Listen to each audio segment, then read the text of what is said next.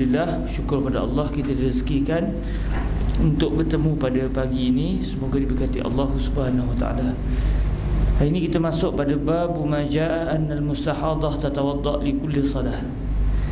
Bab membicarakan tentang orang yang didatangi darah istihadah, dia hendaklah berwudu pada setiap kali salat.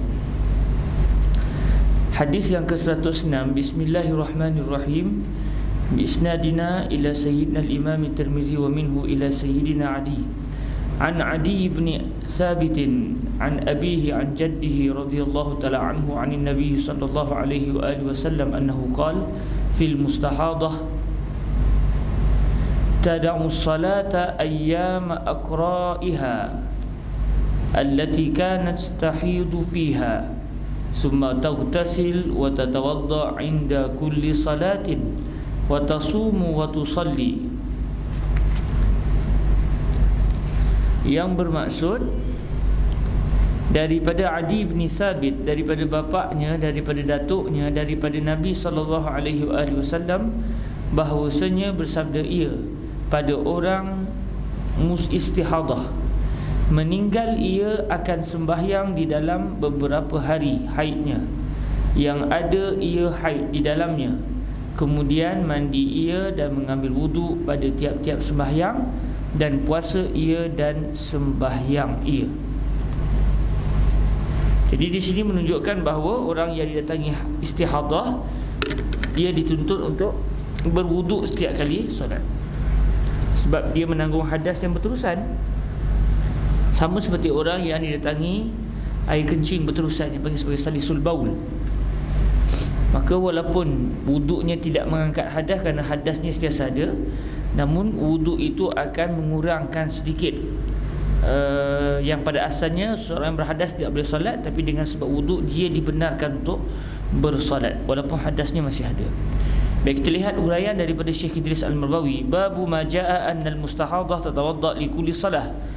478. Bab yang telah datang ia bahawasanya orang yang haid bersemedangan, orang yang didatangi darah istihadah. Sebab hakikatnya orang itu bukan didatangi haid, dia didatangi istihadah, cuma dinamakan sebagai istihadah, maknanya orang yang didatangi haid berterusan. Haid yang berterusan, tetapi hukumnya bukan lagi hukum haid, sebaliknya hukum baru, iaitu hukum darah istihadah. Bab yang telah datang ia bahawasanya orang yang haid bersemedangan itu mengambil wuduk ia tiga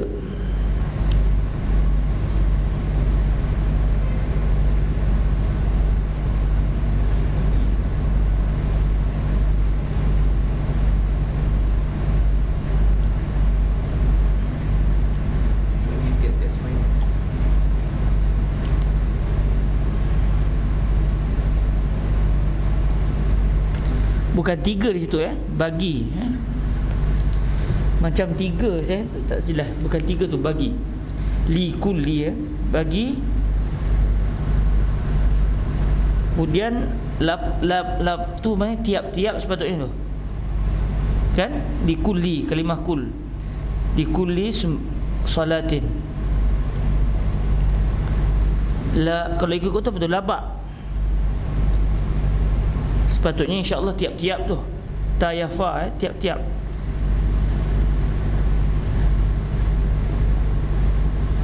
Alhamdulillah, kita tengoklah kamus kot ada kalimah labak ke apa, kita nak tahu.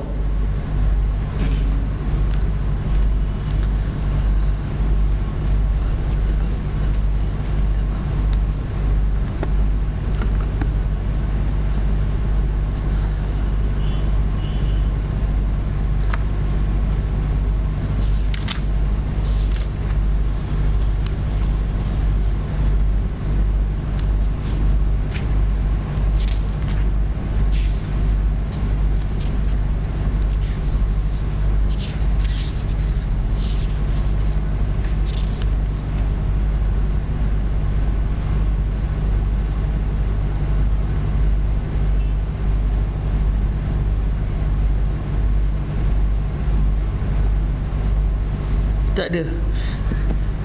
Moga-moga yang berlaku adalah asalnya kalimah lam alif ba fa tu mungkin yang ingin diejak adalah ta ya fa, iaitu tiap-tiap cuma berlaku kesilapan dalam ejaan, mungkin, wallahu alam. Bab yang telah datang ia bahawasanya orang yang haid bersemedangan itu mengambil wuduk ia mengambil wuduk ia bagi tiap-tiap sembahyang. Ketahuilah, ya saudaraku, telah dinyatakan dahulu daripada bab ini akan hukum orang yang bersemedangan haid itu. Maulah ia apabila hendak sembahyang kemudian daripada sucinya, maksudnya setelah daripada dia membersihkan dirinya pada hari yang ke-16, apabila hendak sembahyang kemudian daripada sucinya, iaitu setelah dia menyucikan diri pada hari yang ke-16, kerana darah masih terus berterusan, dengan mengambil air sembahyang bagi tiap-tiap sembahyangnya. Jadi setiap kali dia nak sembahyang, sama ada sembahyang fardu secara adaan ataupun nak qada balik sembahyang yang dia tinggalkan sewaktu dia dalam tempoh haid, dalam tempoh hari pertama sampai hari ke-15 yang disangka ia haid, rupanya berlaku istihadah. Setelah dikira-kira, contoh berlaku istihadah dalam masa 4 hari, jadi dia kena qada selama 4 hari. Jadi sama ada dia nak sembahyang fardu pada hari yang ke-16, ke-17 ataupun dia nak sembahyang qada, maka hendaklah setiap kali solat fardu itu dengan 1 kali wuduk. Hendaklah dia mengambil wuduk bagi tiap-tiap sembahyangnya, iaitu tiap-tiap kali dia nak sembahyang fardu. Adapun sembahyang sunat tidak perlu untuk dia mengambil wuduk untuk setiap kali sembahyang fardu. Lihat masalah 472 dan 475 yang telah lepas. Kerana hadis yang dikeluarkan oleh Tirmizi, bukti kena ambil wuduk tiap-tiap kali sembahyang. Demikian bunyinya, an Adi bin Sabitin an abihi an jaddihi radhiyallahu taala anhu an Nabi sallallahu alaihi wasallam annahu qala, diriwayatkan daripada Adi bin Sabit daripada bapaknya, daripada neneknya. Nenek di sini bukan maksud dia nenek perempuan, tapi nenek dengan maksud datuk.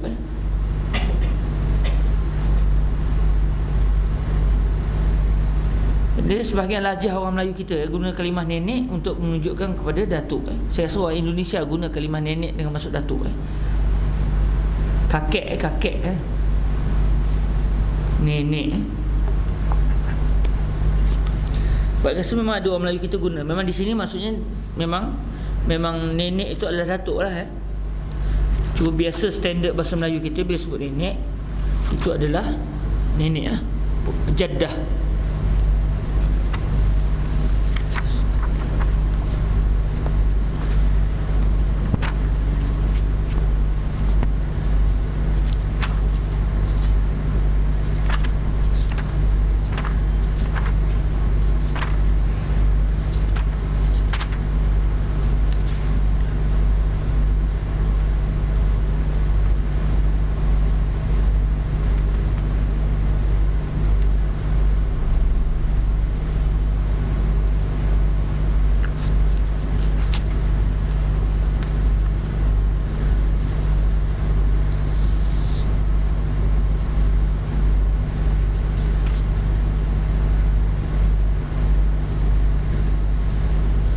Bahasa Melayu kalau ikut standard ni, nenek orang tua kepada emak atau ayah. Dalam masa yang sama boleh juga digunakan bermaksud datuk. Itu datuk nenek. Bukan. Tadi dalam standard kamus kita ni, nenek untuk perempuan je. Kalau datuk nenek maksud dia nenek moyang. Saudara senenek, saudara sepupu. Nenek-nenek panggilan umum bagi rumah yang sudah tua. Nenek kebayan. Cuba Syekh Idris menggunakan kalimah nenek di sini bermaksud datuk. Kalau percaya tengok di atas tu Syekh terjemahkan sebagai datuknya, an jaddihi daripada datuknya, tapi di bawah an jaddihi daripada neneknya. Setahu saya memang orang Melayu, ada sebagian orang guna kalimah nenek untuk digunakan dengan maksud datuk. Khususnya bila tanya kawan-kawan Indonesia lah, lahjah lima mungkin. Diriwayatkan daripada Adi bin Sabit daripada bapaknya, daripada neneknya, iaitu datuknya. radhiyallahu taala anhu daripada Nabi sallallahu alaihi wasallam bahwasanya bersabda ia fil mustahadah tad'u as-salata ayyama aqra'iha allati kanat tastahidu biha. Wajib pada orang yang haid bersemedangan, iaitu orang yang datangi darah istihadah itu, meninggal ia akan sembahyang di dalam hari-hari haidnya yang adalah ia haid di dalamnya. Meninggalkan ia akan sembahyang di dalam hari-hari haidnya yang adalah ia haid di dalamnya, iaitu daripada hari pertama sampai hari yang ke-15. Walaupun adat dia bulan lepas 7 hari, tiba-tiba mari hari ni hari ke-8 keluar lagi haid, dia kena sembahyang lagi. Sebab mungkin adatnya berubah untuk bulan ini. Bila masuk hari yang ke-16 saja masih lagi keluar darah, ketahuilah dia sudah datangi darah istihadah. Jadi di situ ada dua keadaan yang dia ada 3 perkara dia kena lakukan. Pertama, hari ke-16 dia kena sembahyang dah, dia kena mandi, kena apa semua, dan dia kena solat. Yang kedua, dia kena kira hari mana yang dia datang haid sepanjang daripada hari pertama sampai hari ke-15 dengan 7 keadaan yang telah kita bincangkan sebelum ni.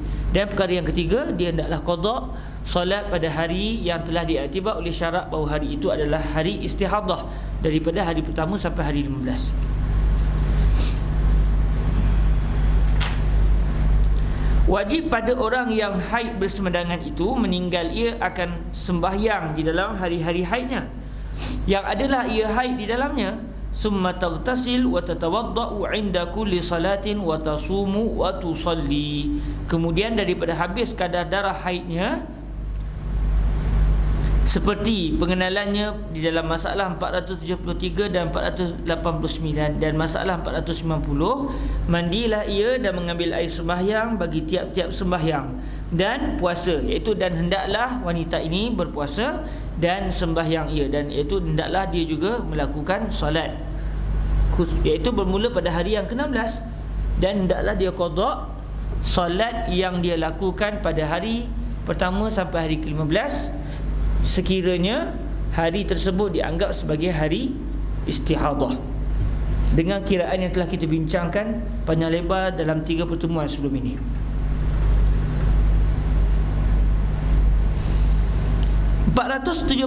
Masalah haid bersemedangan dan mandinya.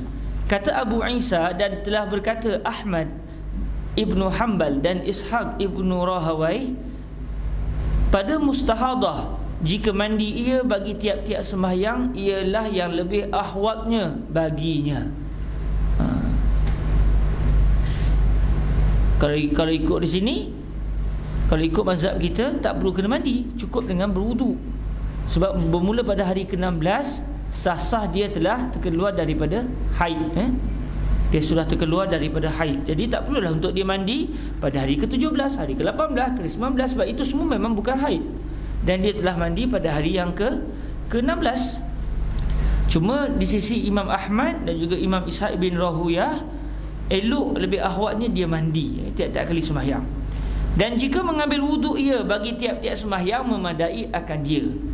Dan jika mengumpul ia antara 2 sembahyang dengan sekali mandi memadai akan dia. Dan rupa mengumpul 2 sembahyangnya itu lihat di dalam masalah 483 dan 484 yang akan datang.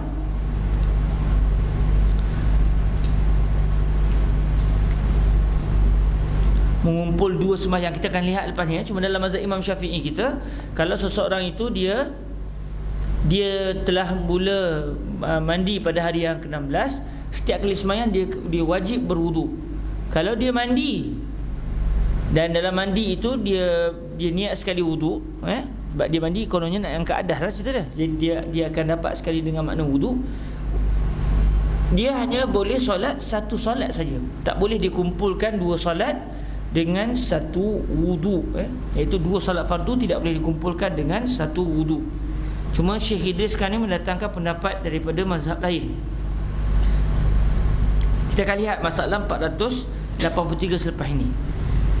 480 masalah haid bersemedangan, iaitu mustahadah. Jadi bila Syekh guna istilah haid bersemedangan, kita tahu terus iaitu itu adalah istihadah, bukan haid, bukan haid. Perbahasan ini bukan masalah haid, tetapi adalah darah istihadah. Cuma Syekh Idris menterjemahkan kalimah istihadah dengan istilah haid bersemedangan, iaitu haid yang berterusan.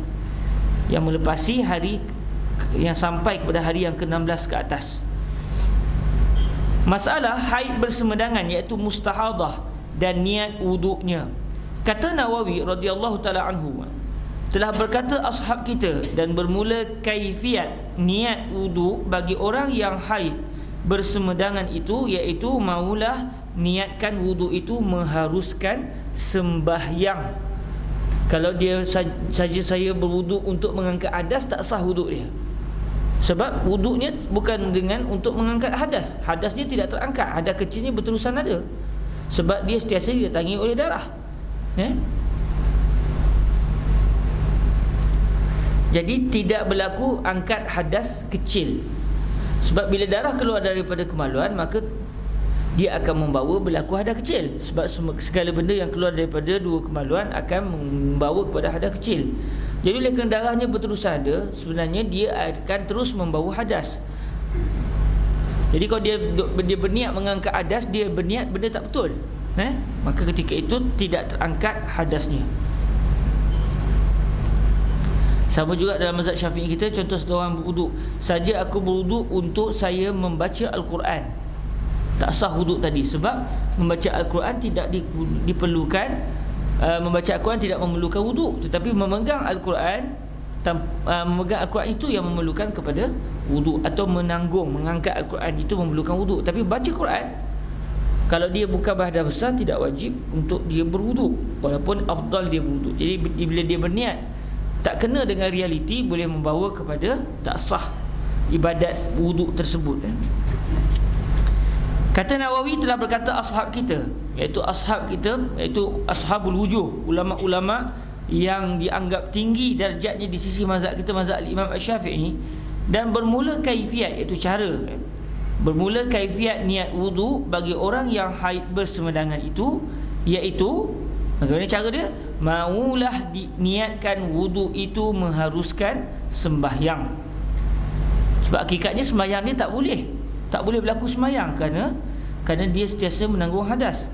Cuma kalau begitu dia akan tinggal sembahyang, tak betul juga. Jadi dia berwuduk dengan sebab supaya wuduk itu membenarkan dia untuk melakukan solat, walau pada asalnya sembahyang dia tak boleh dilakukan ketika itu pada asalnya. Namun disebabkan dia ditimpa keuzuran, haidnya, darah istihadahnya berterusan keluar, maka ketika itu dia hendaklah melakukan juga solat.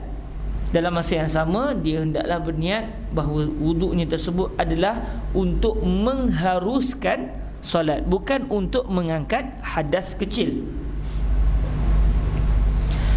Dan jangan meringkaskan atas niat mengangkatkan hadas. Kalau kita sebut saja aku berwuduk untuk mengangkat hadas, untuk menghilangkan hadas kecil, tak sah wuduk tadi. Kata Nawawi, mana ada juga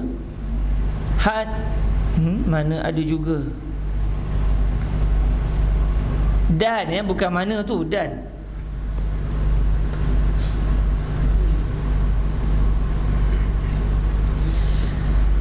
ada juga bagi satu wajah, iaitu satu pandangan di sisi ashab, bahawasanya memada akan dia ringkaskan niat wuduknya atas mengangkatkan hadas. Ada juga pandangan dalam ashab, dalam mazhab kita, cuma pendapat itu tidak kuat. Dan wajah yang ketiganya, bahawasanya wajib atas orang yang keluar darah semedangan ini menghimpunkan antara niat istibahatus salah, artinya mengharuskan sembahyang, dan mengangkatkan hadas, iaitu niat raf'il hadas. Dan yang sahih ialah yang pertama. Tiga pendapat ini, yang kuat adalah pendapat yang pertama. Pendapat yang ketiga dia gabung sekali. Saja saya mengangkat hadas, saya berwuduk untuk mengangkat hadas dan mengharuskan solat. Bismillah. Syukran ya sahib asy-syai.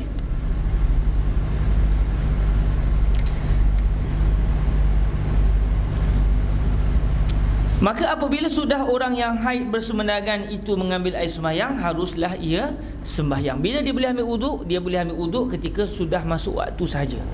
Kalau zuhur tak masuk lagi, 10 minit lagi nak masuk zuhur, dia ambil wuduk siap-siap dengan niat untuk sembahyang zuhur nanti, tak sah wuduk tadi. Begitu juga keadaannya orang yang ditimpa masalah salisul baul, air kencing yang terasa berkeluar, ataupun salisul rih, kentut tak tus, biasa je. Ada orang begitu. Selalunya bila orang dah berusia, dia berlaku masalah ni. Moga-moga Tuhan tak uji kita begitu. Letih kalau nak jadi imam pula tu lagi susah. Boleh ke dia jadi imam? Dia kena ada orang lain yang jadi imam, sebab dia tak sempurna. Tidak sempurna. Dia dianggap orang yang daimul hadas. 481 masalah. Haid bersemedangan dan wuduknya mengangkatkan hadaskah? Okey, haid bersemedangan dan wuduknya mengangkatkan hadaskah? Jadi adakah orang yang datangi haid itu bila dia berwuduk, wuduk dia mengangkat hadas? Jawapannya tidak. Wuduknya sentiasa ada. Hadasnya sentiasa ada. Cuma wuduknya hanya sebagai izin untuk dia melakukan solat. Kalau tanpa wuduk sebut, dia tak boleh nak solat, sebab dia sebenarnya memang berhadas.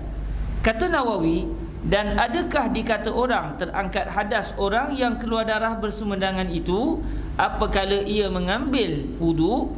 Kata Nawawi, padanya ada 3 wajah bagi ashab kita. Kebanyakan pendapat Imam Nawawi di sini, bila Syekh tersebut berkata Imam Nawawi, biasanya Syekh akan ambil daripada Syarhun Nawawi ala Sahihi Muslim. Kata Nawawi, padanya ada 3 wajah bagi ashab kita. Bermula yang asah, bahawasanya tiada terangkat suatu daripada hadasnya. Bermula yang asah, bahawasanya tiada terangkat suatu daripada hadasnya, bahkan mengharuskan sembahyang dengan sucinya ini serta ada hadas. Dia masih berhadas, tetapi dia boleh untuk meneruskan sembahyang dengan keadaan dia masih berhadas, kerana dia ditimpa keuzuran. Sebagai orang yang tayamum juga, bukankah ia apabila tayamum dihukumkan berhadas juga di sisi kita? Dalam mazhab kita memang dianggap dia adalah masih berhadas. Jadi orang yang bertayamum dengan sebab dia tak ada air, sebenarnya dia masih dianggap berhadas. Namun dia boleh untuk solat. Dia kena qada atau tidak? Itu perbahasan di kalangan para fuqaha yang membezakan. Tengok dia berada di mana ketika dia bertayamum itu. Adakah dia berada di tempat yang biasa ada air atau dia tak biasa ada air? Dia memang tinggal di kawasan gurun Sahara, ataupun dia pergi berjalan pergi ke gurun, tiba-tiba air habis. Ketika itu dia bertayamum. Bila dia balik semula ke Kahirah, adakah dia kena qada? Tak perlu, kerana ketika dia bertayamum, dia berada di tempat yang memang tiada air ghaliban. Jadi apabila dia bertayamum di tempat yang tiada air ghaliban, dia tidak perlu qada solat. Tapi kalau dia bertayamum di tempat yang biasa ada air, tiba-tiba hari itu tak ada air, contoh macam di Kahirah katakan sebulan tak ada air, akhirnya kita pun bertayamum. Bila ada air nanti, maka kita hendaklah qada selama solat yang kita lakukan dalam tempoh sebulan.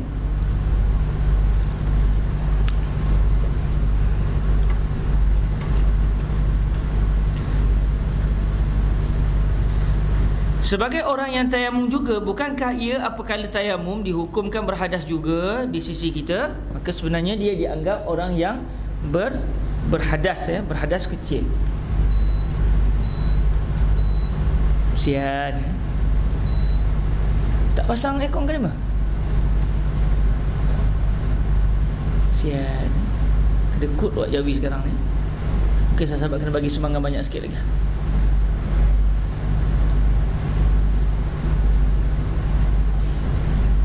Cool,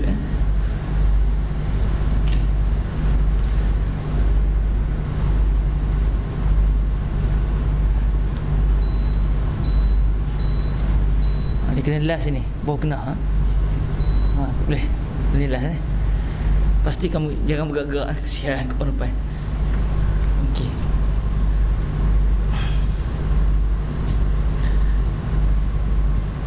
Dan wajah kedua, pendapat kedua dalam mazhab kita, terangkat hadasnya yang dahulu dan yang sertanya, iaitu as-sabiq dan al-muqarin. Wuduk solat yang dia lakukan sebelum ini, dalam keadaan dia datang dari istihadah, solat itu hadasnya terangkat di sisi pendapat yang kedua. Dan solat yang sedang dia lakukan sekarang ni pun juga terangkat. Solat akan datang dia tak buat lagi.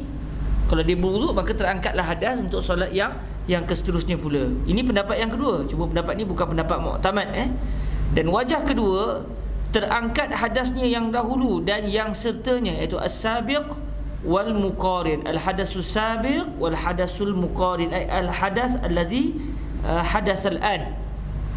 Kerana bersuci dan kerana bersuci sebab dia telah berwuduk. Dia telah berwuduk, jadi wuduk mengangkat hadas. Ini pendapat kedua. Dan tiada terangkat hadasnya yang akan datang. Dia dah berwuduk siap-siap, dia nak sembahyang asar akan datang. Boleh ke tidak? Tak boleh. Dia kena berwuduk untuk sembahyang asar pula. Sebab satu wuduk untuk satu solat semata-mata. Dan wajah yang ketiganya, terangkat hadas yang telah lalu sendirinya sahaja.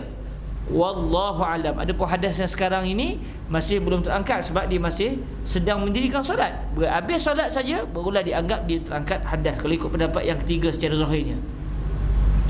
Cuma ala kulli hal, pendapat yang diiktibar, yang dianggap standard dalam mazhab kita adalah pendapat yang pertama, yang mengatakan orang yang mustahadah adalah daimatul hadas, kaman usiba bil baulil mustamir atau ar-rihil mustamir. Sedaplah Syai. Sedap Syai. Kalau ada buah-buah pula. 482. Masalah haid bersemedangan dan sembahyang yang diharuskan dengan wuduknya. Okey, 482. Masalah haid bersemedangan, iaitu orang yang ditimpa darah istihadah dan sembahyang yang diharuskan dengan wuduknya. Dia boleh sembahyang apa? Boleh sembahyang 2 fardu ke? Boleh ke dia sembahyang 1 fardu, lepas tu dia sembahyang macam-macam sembahyang sunat dengan wuduk yang satu itu?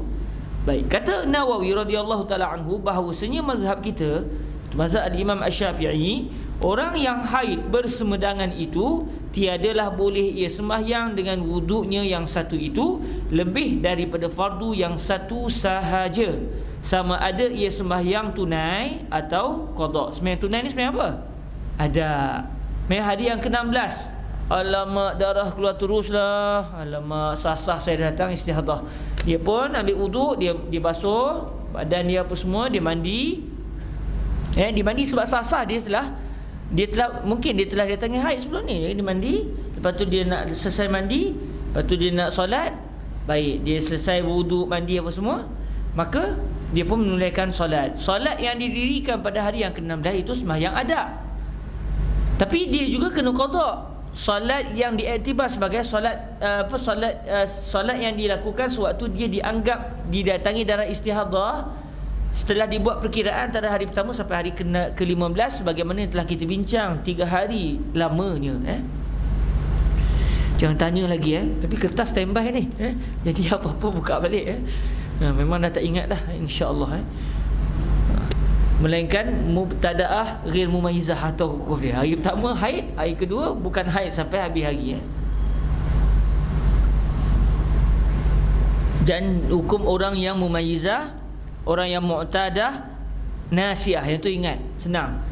Huwa hiya tahira, hiya tu'tabar tahira wa haidah fi ba'd al-ahkam. Yang tu saya masih ingat secara yakin. Yang lain kena buka kertas.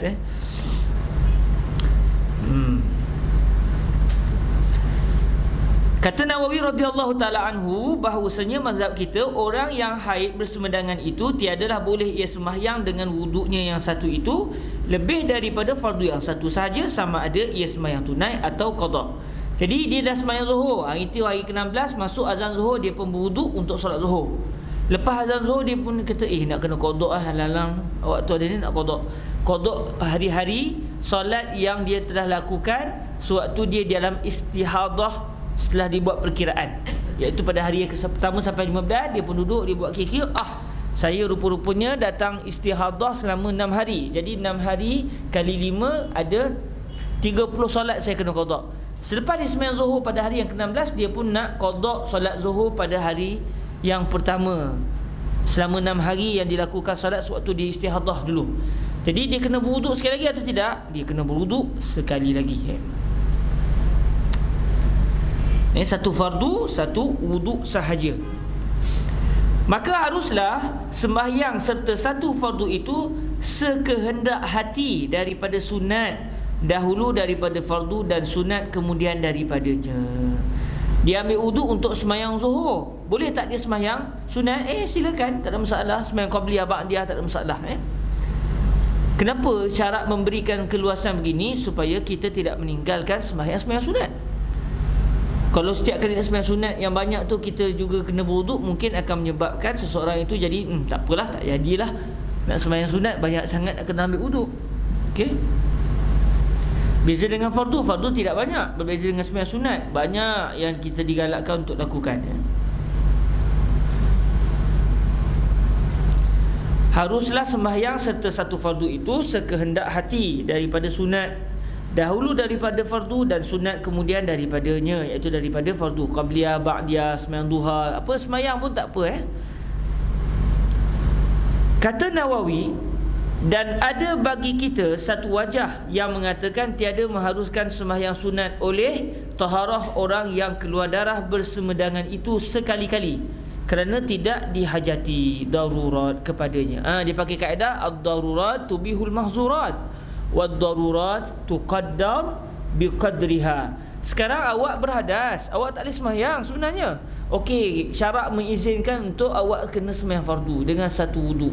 Habis tu selesailah. Nak sembahyang sunat tak payah. Sebab awak sebenarnya memang tidak wajib sembahyang sunat. Dalam masa yang sama memang awak sedang berhadas. Jadi kalau awak sembahyang juga, awak sembahyang dalam keadaan berhadas. Bagi pendapat yang kedua ini, cara faham pendapat yang kedua. Jadi pendapat ini tidak muktabar dalam mazhab kita.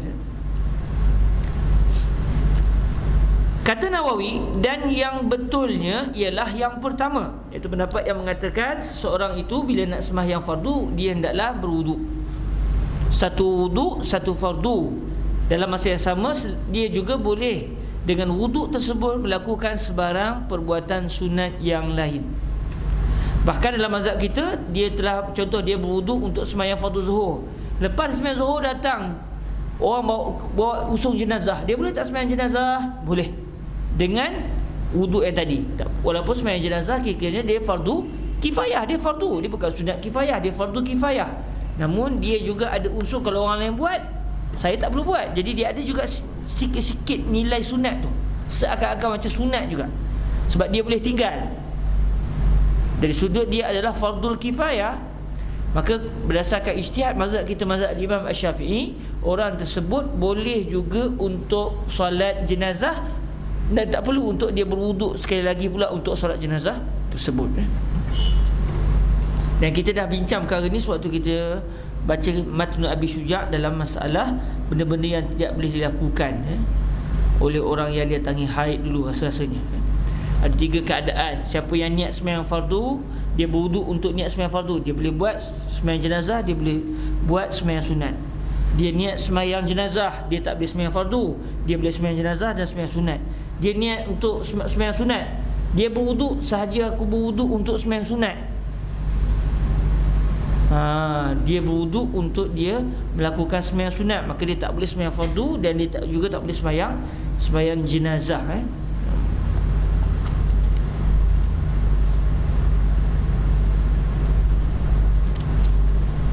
Perinciannya disebutkan dalam kitab-kitab fiqh. Jadi bagi wanita ni, kalau dia berwuduk, kenapa berwuduk ni? Saya nak sembahyang sunat ba'diyah. Dia berwuduk untuk sembahyang sunat ba'diyah. Lepas dia sembahyang fardu tadi, dia terkentut, contoh. Dia terkentut. Saya ni daimul hadas. Daimul hadas bukan masalah kamu ni terkentut selalu. Dah hadas kamu pada haid, darah istihadah. Tiba-tiba selepas dia sembahyang fardu zuhur, dia terkentut. Dia sembahyang ba'diyah, dia kata tak apa, satu wuduk boleh buat sembahyang fardu dan sembahyang sunat. Dah, sekiranya kamu tak terkentut dan tidak melakukan perbuatan yang membatalkan wuduk yang lain. Masalah dia telah terkentut, dia pun wuduk. Asal wuduk? Kata, saya niat sembahyang, aku wuduk untuk saya sembahyang sunat ba'diyah. Bolehkah dia sembahyang asal? Semestinya tak boleh. Semestinya tak boleh dalam masalah kita sekarang ni. Sebab 2 perkara. Pertama, dia niat sembahyang sunat, jadi sembahyang sunat hanya untuk sunat, tidak untuk wajib. Yang kedua, asar tak masuk lagi. Okey, asar dah masuk, dia ambil wuduk untuk sembahyang asar, sembahyang sunat asar. bolehkah dia selepas dia sembahyang sunat asar tadi, dia nak sembahyang fardu asar pula? Dia berwuduk selepas masuk asar. Cuma masa dia berwuduk saja, aku berwuduk untuk aku melakukan solat qabliyah, sunat asar, iaitu sunat yang dilakukan sebelum solat asar. Jadi ketika dia selesai sembahyang asar, dia nak sembahyang fardu asar, dia kena berwuduk sekali lagi. Sebab dia berniat untuk mendirikan solat sunat asar, bukan dia berwuduk dengan niat untuk melakukan fardu asar. Jadi orang yang cerdik, dia akan niat untuk saja aku mengangkat hadas, menghalalkan saja aku berwuduk untuk mengharuskan aku melakukan solat asar. Maka ketika itu dia akan dapat sembahyang sunat asar dan dia juga boleh sembahyang asar. Lepas habis sembahyang asar, dia tengok, saya terlupalah sembahyang qabliyah zuhur, tak sempat. Dia boleh qada pula sunat zuhur, solat sunat zuhur selepas dia menunaikan solat asar.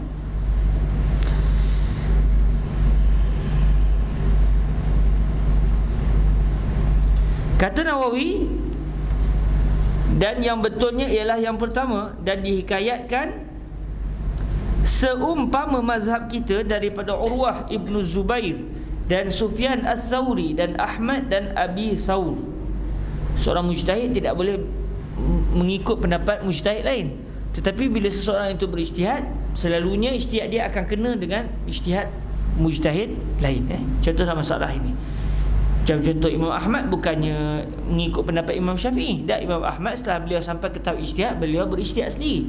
Cuma setelah beliau berijtihad, ijtihad beliau kena dengan ijtihad Imam Syafi'i. Kata Abu Hanifah radhiyallahu taala anhu, bermula suci perempuan yang haid bersemedangan itu ditakdirkan dia dengan waktu. Maka boleh ia sembahyang di dalam waktunya dengan taharah yang satu, sekehendak hatinya daripada beberapa fardu yang luput. Ni kena rujuk mazhab Imam Abu Hanifah, sebab Syekh Idris menakalkan pendapat Imam Abu Hanifah bukan daripada kitab mazhab Imam Abu Hanifah selalunya, tapi beliau menakalkan daripada apa yang disebut oleh Al-Imam An-Nawawi. Jadi dalam kaedah kita mengetahui hakikat satu mazhab, secara kasar-kasar tak apa, tapi kalau kita nak beriktikad, nak tahu sungguh, kita kena rujuk balik kitab mazhab tersebut. Kerana mungkin pendapat Imam Abu Hanifah di sini bukan pendapat mu'tabar dalam mazhab beliau. Macam kita lah, contoh macam ada satu orang dia nak menakalkan pendapat Imam Asy-Syafi'i, dia main nakal daripada kitab Rupanya pendapat itu ada syarat-syarat dia, ataupun pendapat itu rupanya telah mansukh. Jadi dia telah tersalah dalam menakalkan pendapat dia. Jadi antara disiplin ilmu, bila kita nak menakalkan penangan satu mazhab, bukan kita menakalkannya daripada kitab mazhab kita. Sebaliknya hendaklah kita menakalkan pendapat tersebut daripada kitab muktamad mazhab tersebut. Tapi ala kulli hal, apa yang dibuat oleh para ulama kita pun tak ada masalah. Cuma itu sekadar pengetahuan umum. Tapi nak tahu sungguh-sungguh adakah pendapat ini muktabar ataupun tidak, dia kena dirujuk kepada kitab mazhab tersebut. Dan kata Abu Hanifah, bermula suci perempuan yang suci bersemedangan itu ditakdirkan dia dengan waktu. Maka boleh ia sembahyang di dalam waktunya dengan taharah yang satu, sekehendak hatinya daripada beberapa fardu yang luput. Kalau ikut apa yang saya faham di sini, contoh dia selepas dia sembahyang fardu asar, hari yang ke-16 dia sembahyang asar. Lepas sembahyang asar dia nak qada zuhur, asar, maghrib, isyak, subuh dalam tempoh 6 hari. Kata kasar dia buat kira-kira 6 hari dia dianggap istihadah daripada hari pertama sampai hari ke-15 tu. Setelah dia kira-kira, dia datang istihadah selama 6 hari. 6 kali 5 solat, jadi 30 solat. Dia nak qada terus 30 solat dalam selepas sembahyang asar tadi. Jadi lepas sembahyang fardu asar, dia Allahu Akbar 1, 2, 3, akhirnya selesai 30 solat sebelum masuk waktu maghrib. Boleh ke tak boleh dengan satu wuduk? Kalau ikut apa yang saya faham daripada ucapan ini, boleh, berdasarkan mazhab Al-Imam Abu Hanifah An-Nu'man. Kata Nawawi, dan telah berkata Rabi'ah, iaitu Rabi'atul Ra'i. Siapa Rabi'atul Ra'i? Guru kepada Al-Imam Abu Hanifah An-Nu'man. Kata Nawawi, dan telah berkata Rabi'ah dan Malik dan Daud, iaitu Daud Al-Zahiri, bermula darah istihadah, iaitu keluar bersemedangan. Semedangan kita dah banyak kali sebut, maksudnya berterusan. Bermula darah istihadah, iaitu keluar bersemedangan itu, tiada membatal ia akan wuduk. Maka apabila suci ia maka harus baginya sembahyang dengan sucinya itu akan sekehendak hatinya daripada fardu sampai berhadas ia dengan sebab lain daripada istihadahnya, wallahu a'lam. Jadi kalau ikut zahir di sini, lepas dia sembahyang asar hari ke-16 tu, dia sembahyang fardu asar, lepas tu dia duduk tunggu masuk maghrib. Azan maghrib tak perlu untuk dia berwuduk sekali lagi, kalau ikut apa yang disebut secara zahir di sini. Tapi mazhab kita tidak begitu. Mazhab kita wajib dia berwuduk setiap kali dia mahu menunaikan solat fardu, sama ada fardu yang bersifat ada ataupun fardu yang bersifat qada. Bab yang seterusnya, babun fi al-mustahadati annaha tajma'u baina as-salataini bi ghuslin wahid. Baik, kita baca hadisnya terlebih dahulu. Hadis yang ke-107, anhu bihi an Hamnah binti Jahshin radhiyallahu ta'ala anha. Subhanallah, anak-anak perempuan daripada Jahsh ini diuji dengan istihadah. Tengok sebelum ni Fatimah bintu Jahsh, Fatimah bintu Hubaish, maafkan saya, Fatimah bintu Abi Hubaish. Dia dah salah, saya tersilap Ini orang lain, Hamnah binti Jahsh.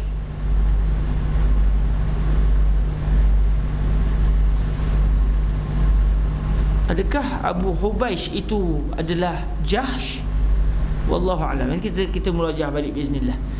An Sayyidatina Hamnah binti Jahsh radhiyallahu ta'ala anha qalat kuntu ustahadu haidatan kathiratan shadidatan فأتيت النبي صلى الله عليه وآله وسلم أستفتيه وأخبره فوجدته في بيت أخي فوجدته في بيت أختي.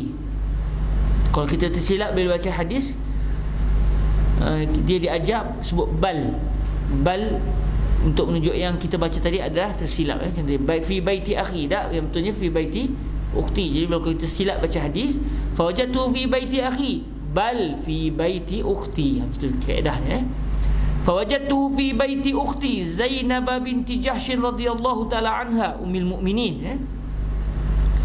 Faqultu ya Rasulullah inni ustahadu haidatan kathiratan shadidah fama ta'muruni fiha qad mana'atni as-siyama was-salah. Qal an'atu laki al-kursufa fa innahu yuzhibu ad-dam. Qalat huwa aktsaru min dhalik. Qal fatalajjami. Qalat huwa aktsaru min dhalik. Qal fattakhidhi thawba. Qalat huwa aktsaru min dhalik. Innama asujju sajja. فقال النبي صلى الله عليه وآله وسلم سآمرك بأمرين أحدهما الغسل مرة والوضوء لكل صلاة والثاني الغسل لكل اثنين مجموعتين. الغسل لكل اثنين مجموعتين والصبح أيهما صنعت أجزأ عنك فإن قويت عليهما فأنت أعلم. فقال إنما هي ركضة من الشيطان فتحيضي 6 أيام أو 7 أيام في علم الله ثم اغتسلي فإذا رأيت أنك قد طهرت واستنقأت فصلي 24 ليلة أو 23 ليلة وأيامها فصلي وصومي فإن ذلك يجزئك وكذلك فافعلي كما تحيض النساء وكما يطهرن لميقات حيضهن وطهرهن فإن قويت على أن تؤخري الظهر وتعجلي العصر ثم تغتسلين حين تطهرين وتصلين الظهر والعصر jami'a thumma tuakhirina al-maghriba wa tuajjilina al-isya thumma taghtasilina wa tajma'ina baina as-salatain faf'ali wa taghtasilina ma'a as-subhi wa tusallin wa kadzalika faf'ali wa sumi in qawiti 'ala dhalik. Faqala Rasulullah sallallahu alaihi wa alihi wasallam huwa a'jabul amrayni ilai hasanun sahih. Hadis yang panjang, perbahasannya juga adalah panjang. Kita baca setakat yang kita mampu sampai pukul 9 insya-Allah. Daripada Sayyidatuna Hamnah binti Jahsh, katanya adalah aku keluar haid bersemedangan sebagai haid yang banyak lagi bersangat-sangatan. Maka datang aku akan Nabi SAW menuntut fatwanya dan berkhabar akan dia. Maka aku dapati di dalam rumah saudaraku Zainab binti Jahsh. La'alla berlaku tertinggal tu, aku dapatinya mungkin sebab kalimah asalnya fawajadtuhu, maka aku dapatinya atau dapati baginda. Mungkin di sana berlaku ketinggalan, berlaku sakat tanpa sengaja. Fala'al matlub, aku dapatinya.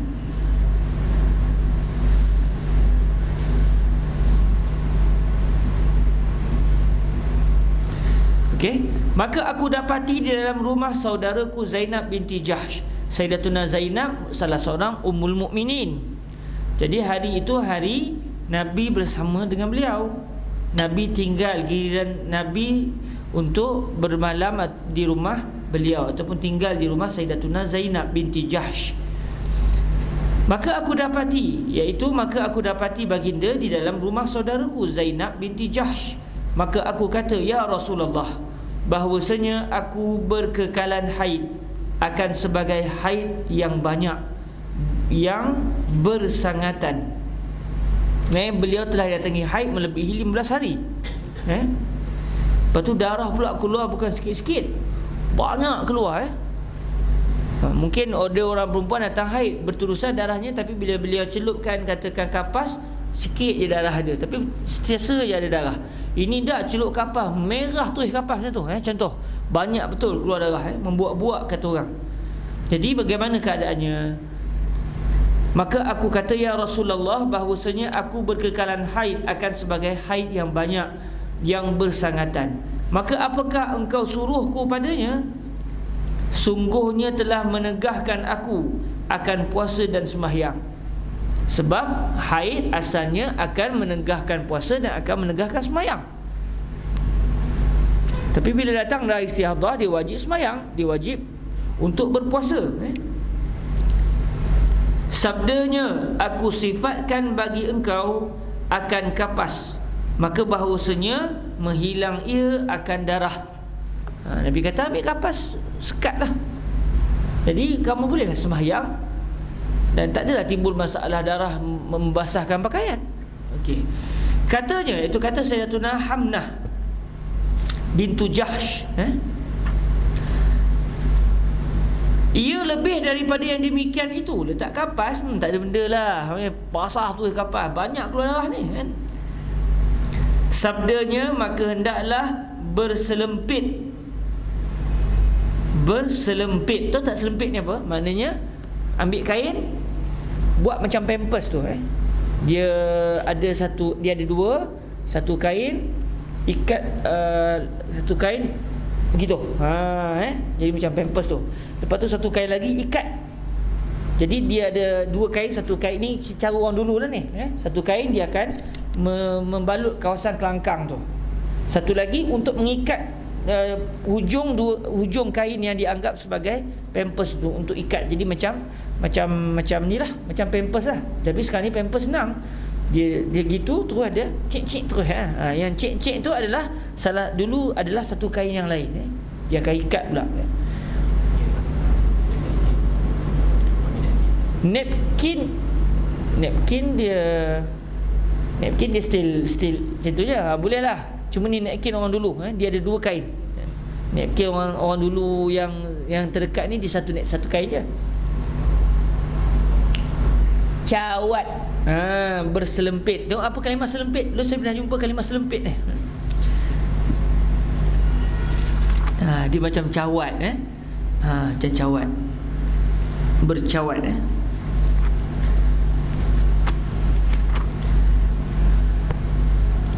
Alah, zaman kita dah tak guna Ustaz. Ya, memang tak guna. Tapi kalau kebetulan tiba-tiba tak ada benda tu, adalah idea nak buat macam mana kan? Kita ada idea dah nak buat macam mana kan? Sebab orang dulu memang mereka hidup begitu. Contoh kan, katakan air tak ada dalam rumah, kita nak buang air kecil.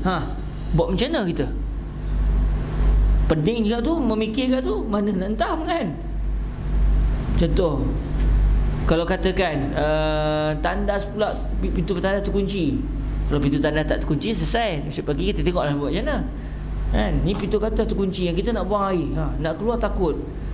Memikir juga tomoh kat setengah jam mikir tu. Tapi bagi orang yang pernah belajar hadis, tahu macam mana kaedah sahabat Nabi dulu, Nabi dapat idea tu. Apa payah? Ambil botol, hentam kat situ dulu kan? Besok pagi baru buang. Sebab itu kaedah orang dulu kalau mereka nak buang air, mereka nak buang air sewaktu mereka dalam rumah.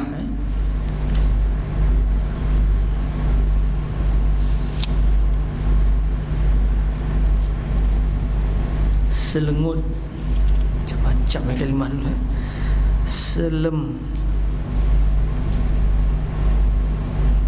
Selempang,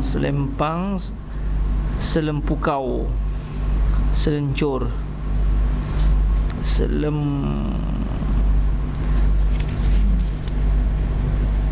tak ada.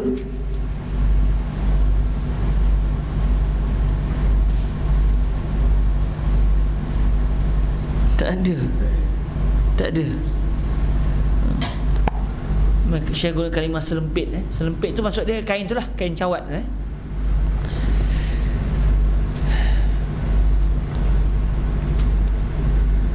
Maka mengambil olehmu akan kain. Sabdanya, maka hendaklah selempit. Katanya, iaitu kata Sayyidatuna Hamnah, adalah lebih banyak daripada demikian itu. Sabdanya, maka ambil olehmu akan kain. Kalau begitu guna kain lah kan? Tak payahlah buat cawat-cawat, ambil kain sungguh. Kain apa, buatlah macam mana. Mungkin ada kaedah kita tak tahulah. Tapi lebih banyak diguna, lebih banyak kuantitinya berbanding dengan kain selempit tu. Lebih banyak daripada demikian itu, sabdanya, maka ambil olehmu akan kain. Katanya, ia lebih banyak daripada demikian itu, hanya saja mengalir ia sehabis-habis mengalir. Maka sabda Nabi SAW lagi akan aku. Maka bersabda Nabi SAW, lagi akan aku suruhkan, akan aku suruhkan kau. Bukan ku tu tapi ejanya begitu, tapi yang dibacanya adalah kau. Sa'amuruki, lagi akan aku suruhkan dikau. Tak nampak urudan tu, maafkan saya. Lagi akan aku suruhkan dikau dua perkara.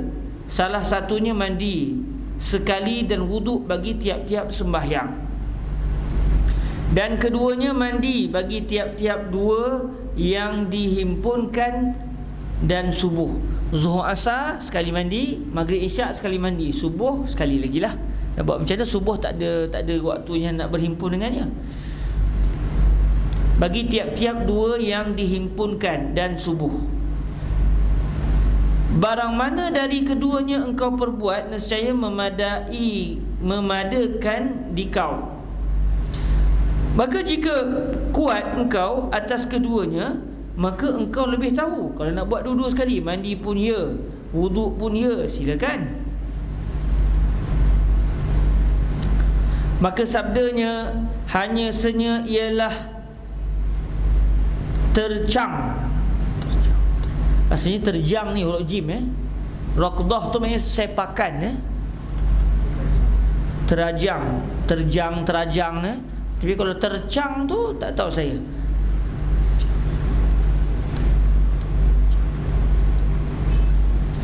Sementara kita tengok sekejap, takut kita tak biasa dengar kalimah tu kan.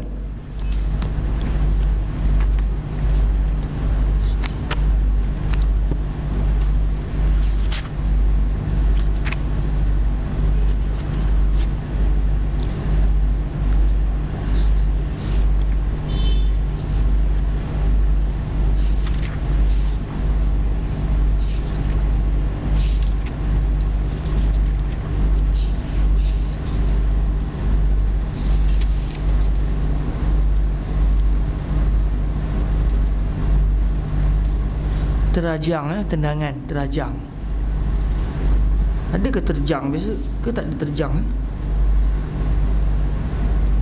Terajang tak ada. Kalau terjang,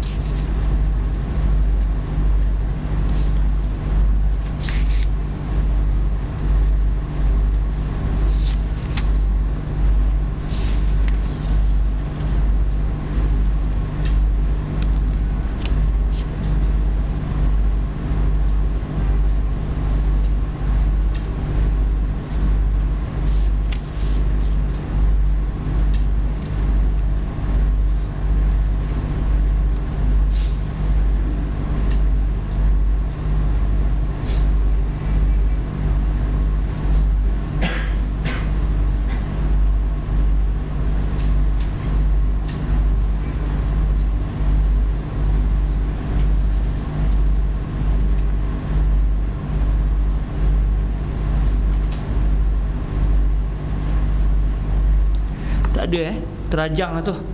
La sod bukan huruf ca tu sebab zahir macam huruf ca. La sod terajang huruf jim. La sawab terajang.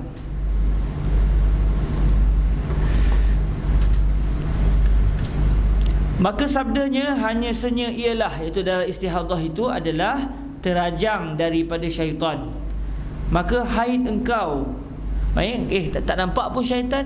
Doktor perubatan kata saya tak nampak pula ada gambar syaitan ke kalau orang tu kena ni. Jadi seketika ini Nabi menyatakan dari sudut hakikat yang tidak dilihat oleh panca indera kan.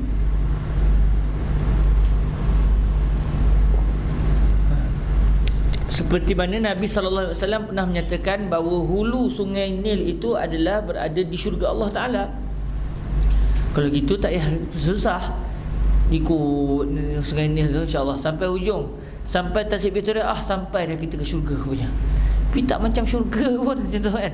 Macam mana ketika itu Nabi, dalam ucapan Nabi, kadang-kadang Nabi mensifatkan hal yang tidak dilihat oleh panca indera. Macam rezeki Allah Ta'ala salurkan kepada kita. Siapa yang bertanggungjawab di kalangan malaikat? Malaikat Mikail yang memberikan rezeki. Bila kamu jumpa malaikat Mikail yang bagi duit kat saya, fulan bin fulan, awak jadi malaikat ke? Awak ada hubungan dengan malaikat Mikail? Tak ada. Jadi tak nampak pun. Baik. Benda hukum alam di dunia ni kita melihat secara zahir. Dia ada hakikat bersifat zahir, ada hakikat bersifat maknawi. Benda yang bukan maknawi, hakikat yang bersifat batiniah yang kita tak nampak. Jadi walaupun pada pandangan mata kasar kita itu adalah Sungai Nil itu hujungnya adalah Tasik Victoria, tetapi Tasik Victoria itu masih lagi belum ujungnya lagi. Tapi kalau dilihat, dibuka hijab, kita akan nampak bahawa sebenarnya hujung Sungai Nil itu adalah di syurga Allah Subhanahu wa Ta'ala. Bila kawan kita bagi duit, kita nampak kawan kita yang bagi. Tapi kalau dibuka hijab, sebenarnya kita akan nampak bahawa malaikat Mikail memberikan lewat daripada tangan kawan kita tu. Melalui kawan kita, malaikat Mikail bagi kepada dia. Dengan apa gaya? Wallahualam. Jadi apa yang disebut di sini itu adalah dari segi pandangan baginda Nabi yang telah melihat pelbagai alam, yang kita pula hanya mendengar apa yang Nabi sebut dan kita beriman. Adakah maksud dia terajang daripada ni, maksud dia bakteria ke apa ke kan, orang tu akhir itu kemungkinan itu adalah majaz. Bahasa Arab ni luas. Syaitan kan dia mahu menyakiti anak Adam, akhirnya ada bakteria. Jadi bakteria berperangai macam syaitan. Contoh kan, Nabi guna itu adalah terajang daripada syaitan. Kerana dari sudut apa perkaitan dia? Kerana syaitan mahu menyakiti anak Adam daripada dunia sampai ke akhirat. Bakteria itu menyebabkan akhirnya orang perempuan tadi berpenyakit. Maka di sana ada persamaan di antara bakteria dengan syaitan. Lantas digunakan istilah syaitan merujuk kepada al-azza yang berlaku disebabkan bakteria tadi. Mungkin. Tapi apakah yang sebenarnya ni Nabi? Wallahu a'lam. Tidak mustahil, semuanya tidak mustahil. Innama hiya raqdatun minasyaitan, hanya saja ialah terajang daripada syaitan. Maka haid engkau 6 hari atau 7 hari. Di dalam ilmu Allah, kebiasaan wanita datang haid 6 ke 7 hari. Kemudian engkau mandi. Maka apabila engkau lihat bahawasanya engkau sungguhnya suci dan bersih, maka sembahyang engkau 4 dan 20 malam 24 malam. Sebab kalau seorang wanita tu dia didatangi haid 6 hari, maknanya dia akan dianggap suci selama 26 malam. Kalau dia datang haid 6 hari, so 24 hari seterusnya dia adalah suci. Kalau dia datang haid selama 7 hari, maknanya 23. Tapi seorang yang datang haid, datang istihadah, bila dia nak lakukan, iaitu setelah melepasi hari yang ke-16. Sebab selagi mana tak lepas hari ke-15, masih lagi dia dalam tempoh hari pertama sampai hari ke-15, dia masih dianggap, dia tak boleh nak buat keputusan lagi. Dia kena tunggu adakah darah dia berhenti ataupun tidak. Jadi kalau dah dia sampai hari ke-16 pun tak berhenti, maka ketika itu barulah dia kena buat kira-kira.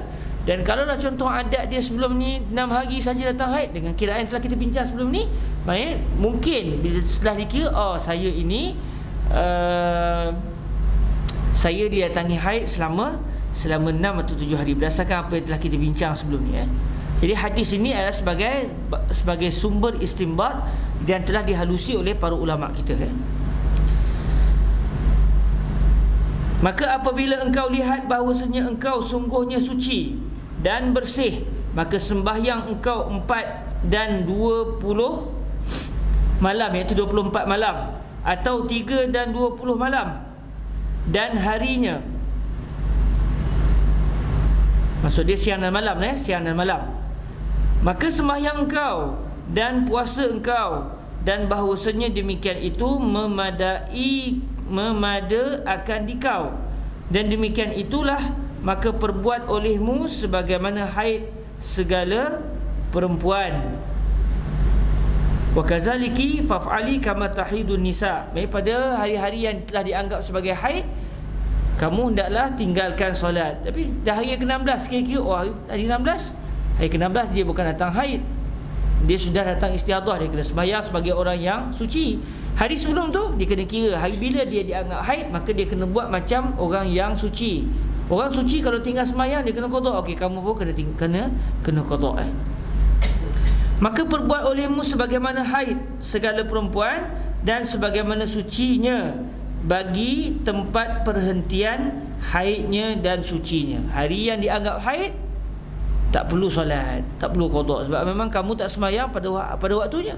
Hari pada hari pertama sampai ke-15 tu setelah buat kira, hari ke-7 itu dianggap hari istihadah. Hari ke-istihadah kamu tak sembahyang, maka kamu kena qada. Hari yang ke-16 kamu dianggap suci, kamu tak datang haid dah, maka kamu kena buat macam orang yang tidak datang haid kena buat, kena sembahyang, kena puasa dan sebagainya. Maka jika perbuat engkau atas bahawa engkau takhirkan zuhur dan engkau segerakan asar, kemudian mandi engkau waktu suci engkau dan sembahyang engkau akan zuhur dan asar sekaliannya, kemudian engkau takhirkan maghrib dan segerakan isyak, kemudian engkau mandi dan engkau himpunkan antara dua sembahyang, maka perbuat olehmu dan engkau mandi serta subuh dan engkau sembahyang, dan begitu juga maka perbuat olehmu dan puasamu jika kuasa engkau atas demikian itu. Dan sabda Rasulullah sallallahu alaihi wasallam ialah yang lebih berkenan dua perkara kepada aku. Hasan sahih. Kita akan bincang insya-Allah perincian hadis ini dalam syarahannya pada hari Selasa nanti insya-Allah. Biiznillah kita akan perincikan perbahasan ini pada hari Selasa nanti biiznillah subhanahu wa taala insya-Allah. Tapi kasar-kasarnya mudah, orang yang telah didatangi darah istihadah, dia kena seperti orang yang biasa, dia kena sembahyang, dia kena biasa, dan dia tidak perlulah mandi setiap hari. Kalau secara kasarnya dia hanya perlu berwuduk sahaja. Tapi ala kulli hal kita akan lihat perincian perbahasan ini pada hari Selasa nanti insya-Allah. Jazakumullahu khairal jaza. Hari ini kita tak masuk dalam perbahasan ini lagi, kita baru terjemahkan hadis insya-Allah. Baik, sekadar itu dahulu insya-Allah. Mohon maaf semalam saya tak mampu nak hadir, takut ada yang hadir semalam, saya mohon maaf. Tapi kalau saya tak dapat hadir, saya akan message di dalam grup WhatsApp yang saya ada, dan juga saya akan tulis di FB Ruak Jawi. Kalau tak ada Jadi cuma saya akan maklum awal lah. Kalau tak ada tu pagi-pagi tu sebelum pergi tengok dulu Kalau tak ada sebarang perkhabaran, insya-Allah ada. Kalau datang-datang saya tak ada juga, berlakulah ketiadaan saya yakin.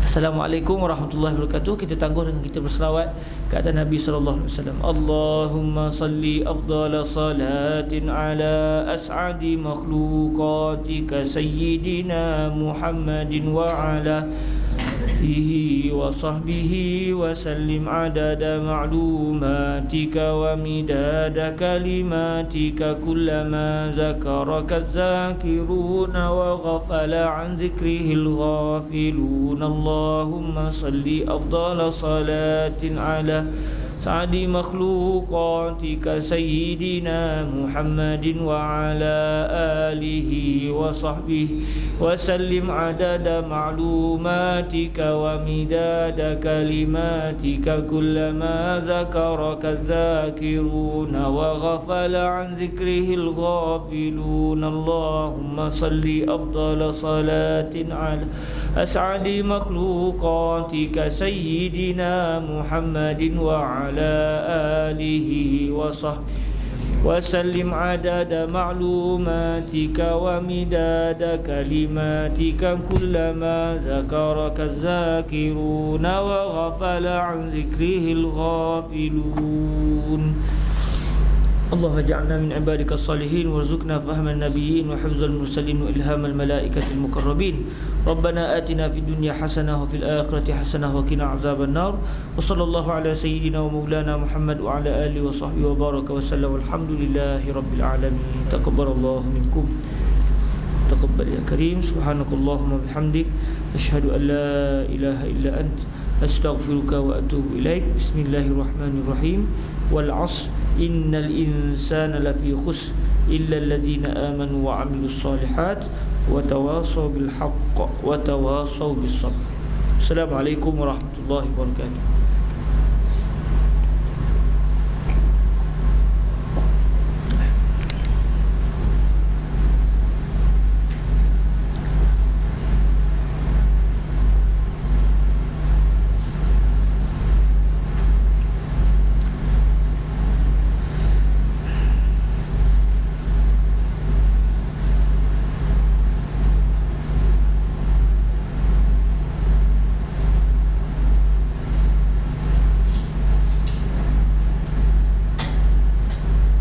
Kata Fadilatul Syekh Yusri, fattakhizi sauba.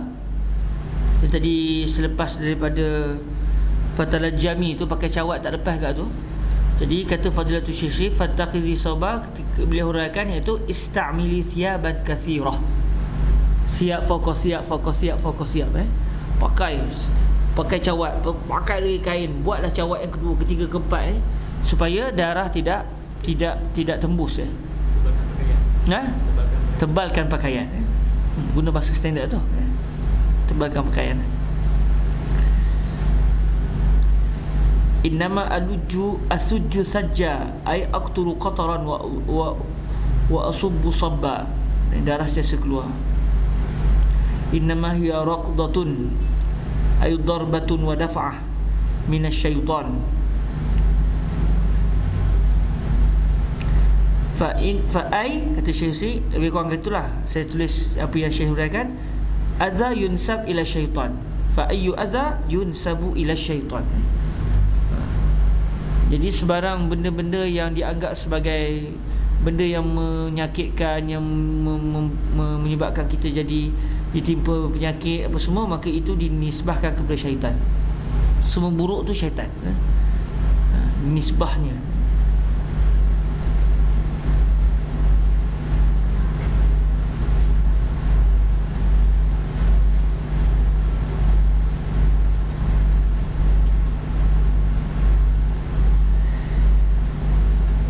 Menghimpulkan semayang, kata Fadilatul Syekh itu jamak suri, bukan semayang jamak. Dia semayang zuhur akhir-akhir waktu dah. Lepas tu terus, lepas tu masuk waktu mayang asar. Jadi macam jamak, tapi sebenarnya bukan jamak. Tapi kita akan tengok secara kasarnya nanti, insya-Allah. Tapi sekurang-kurangnya bila kita dah tahu perbahasan tu, jadi tenang sikit lah. Sebab dia dah dah relax sikit Kita dah tahu ada 7 keadaan. Jadi ala kulli hal kertas ni penting, kena simpan dan jangan dicuri kertas ni. Curi kertas ni saya tak boleh baca dah kitab Ibn Hazmi. Assalamualaikum warahmatullahi wabarakatuh.